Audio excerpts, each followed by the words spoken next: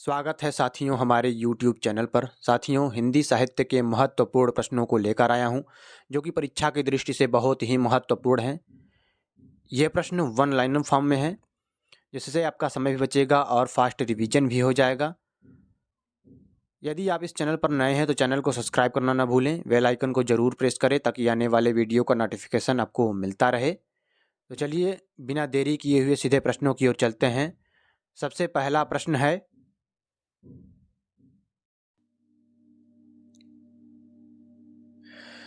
छायावाद को छायावाद नाम किसने दिया? मुकुटधर पांडे ने दिया।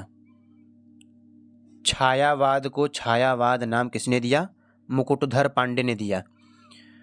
छायावाद को छोकरावाद की संज्ञा किसने दी? तो भगवान दीन ने दी। छायावाद को छोकरावाद की संज्ञा भगवान दीन ने दी। झरना को छायावाद की प्रयोगशाला का प्रथम आविष्कार किसने कहा? नंद दुलारे वाजपेयी जी ने कहा। झरना को छायावाद की प्रयोगशाला का प्रथम आविष्कार किसने कहा? नंद दुलारे वाजपेयी जी ने कहा। छायावाद को शक्ति काव्य के रूप में किसने परिभाषित किया? राम स्वरूप चतुर्वेदी जी ने परिभाषित किया। छायावाद को शक्ति काव्य के रूप में किसने परिभाषित किया? राम स्वरूप चतुर्वेदी जी ने परिभाषित किया। हिंदी की पहली छायावादी कविता मानी जाती है प्रथम प्रभात, जो कि झरना में संकलित है। हिंदी की पहली छायावादी कविता मानी जाती है प्रथम प्रभात, झरना में संकलित है। छायावाद शब्द का अर्थ आचार्य शुक्ल ने अंग्रेजी के किस शब्द से जोड़ा है? तो फैंटेस्माटा से जोड़ा है। छायावाद शब्द का अर्थ आचार्य शुक्ल ने अंग्रेजी के किस शब्द से जोड़ा है? तो फैंटेस्माटा से जोड़ा है। कामायनी को छायावाद का उपनिषद किसने कहा है? शांति प्रिय द्विवेदी जी ने कहा है। कामायनी को छायावाद का उपनिषद किसने कहा है? तो शांति प्रिय द्विवेदी जी ने कहा है। राम की शक्ति पूजा में निराला की किन दो कविताओं का सार तत्व समाहित है? तो जागो फिर एक बार और तुलसीदास कविता का सार तत्व समाहित है। राम की शक्ति पूजा में निराला की किन दो कविताओं का सार तत्व समाहित है? जागो फिर एक बार और तुलसीदास कविता का सार तत्व राम की शक्ति पूजा में समाहित है। अकाल और उसके बाद कविता में नागार्जुन ने किस स्थिति का वर्णन किया है? तो भूख का वर्णन किया है। अकाल और उसके बाद कविता में नागार्जुन ने किस स्थिति का वर्णन किया है? तो भूख का वर्णन किया है। छायावाद का दर्शन सर्वात्मवाद का दर्शन है, यह किसका कथन है? तो महादेवी वर्मा जी का कथन है। छायावाद का दर्शन सर्वात्मवाद का दर्शन है, किसका कथन है?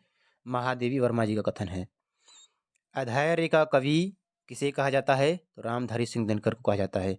अधैर्य का कवि किसे कहा जाता है? रामधारी सिंह दिनकर को कहा जाता है। हिंदी साहित्य में मार्क्सवादी चेतना की अभिव्यक्ति मिलती है? प्रगतिवाद में मिलती है। हिंदी साहित्य में मार्क्सवादी चेतना की अभिव्यक्ति मिलती है प्रगतिवाद में। दिनकर की किस कृति को आधुनिक युग की गीता कहा गया है? तो कुरुक्षेत्र को कहा गया है।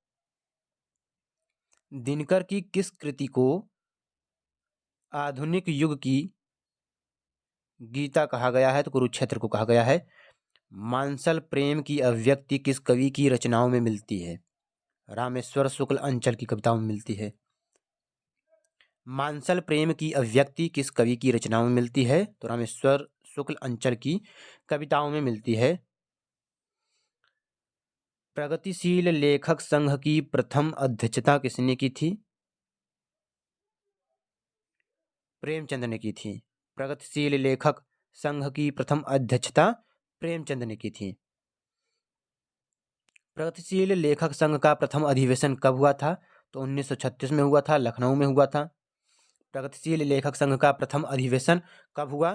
तो 1936 में हुआ, लखनऊ में हुआ। प्रगतिशील लेखक संघ की स्थापना लंदन में किसने की? तो मुल्क राज आनंद और सज्जाद जहीर ने की। प्रगतिशील लेखक संघ की स्थापना लंदन में किसने की? मुल्क राज आनंद और सज्जाद जहीर ने की। प्रगतिवाद छायावाद की भस्म से पैदा नहीं हुआ बल्कि उसका गला घोटकर पैदा हुआ है। यह किसका कथन है? तो डॉक्टर नगेंद्र का कथन है। प्रगतिवाद छायावाद की भस्म से पैदा नहीं हुआ बल्कि उसका गला घोटकर पैदा हुआ है। यह किसका कथन है? डॉक्टर नगेंद्र का कथन है। प्रयोगवादी काव्यधारा का प्रारंभ किस शतक के प्रकाशन से माना जाता है? तो तार सप्तक के प्रकाशन से माना जाता है और तार सप्तक का प्रकाशन 1943 में हुआ था। प्रयोगवादी काव्यधारा का प्रारंभ किस सप्तक के प्रकाशन से माना जाता है? तो तार सप्तक के प्रकाशन से माना जाता है। 1943 में इसका प्रकाशन हुआ था। तार सप्तक में 7 कवि हैं। अज्ञेय, रामविलास शर्मा, गजानन माधव मुक्तिबोध, प्रभाकर माचवे, नेमिचंद्र जैन, गिरिजा कुमार माथुर, भारत भूषण अग्रवाल। नागार्जुन किस काव्यधारा के कवि हैं? तो प्रगतिवाद काव्यधारा के कवि हैं। नागार्जुन किस काव्यधारा के कवि हैं? प्रगतिवाद काव्यधारा कवि हैं। प्रयोगवाद शब्द का सबसे पहले प्रयोग किसने किया? नंद दुलारी वाजपेयी जी ने किया। प्रयोगवाद शब्द का सबसे पहला प्रयोग किसने किया? तो नंद दुलारी वाजपेयी जी ने किया। तार सप्तक के कवियों को अज्ञेय ने कहा राहु का अन्वेषी कहा है। तार सप्तक के कवियों को अज्ञेय ने क्या कहा है? राहु का अन्वेषी कहा है। प्रयोगवाद को बैठे ठाले का धंधा किसने कहा? तो नंद दुलारी वाजपेयी जी ने कहा। प्रयोगवाद को बैठे ठाले का धंधा किसने कहा? नंद दुलारी वाजपेयी जी ने कहा।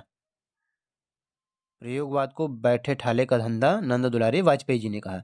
नकेनवाद किस काव्यधारा के लिए प्रयुक्त हुआ है? तो प्रयोगवाद के लिए प्रयुक्त हुआ है। नकेनवाद प्रयोगवाद के लिए प्रयुक्त हुआ है। नकेन शब्द किन 3 कवियों के नाम से मिलकर बना है? तो नलिन विलोचन शर्मा, केसरी कुमार और नरेश। इन 3 कवियों के नाम से नकेन शब्द बना है। प्रपद्यवाद कहा जाता है नकेनवाद को। प्रपद्यवाद कहा जाता है नकेनवाद को।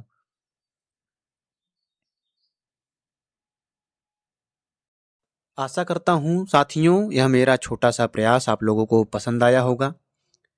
इस चैनल से जुड़कर आप अपनी तैयारी को और भी मजबूती दे सकते हैं। चैनल को सपोर्ट कीजिए, वीडियो को अधिक से अधिक लोगों तक शेयर कीजिए ताकि हमें भी मोटिवेशन मिलता रहे और इसी तरह के वीडियो मैं आप लोगों के लिए बनाता रहूं। फिर मिलेंगे एक नए वीडियो के साथ। धन्यवाद।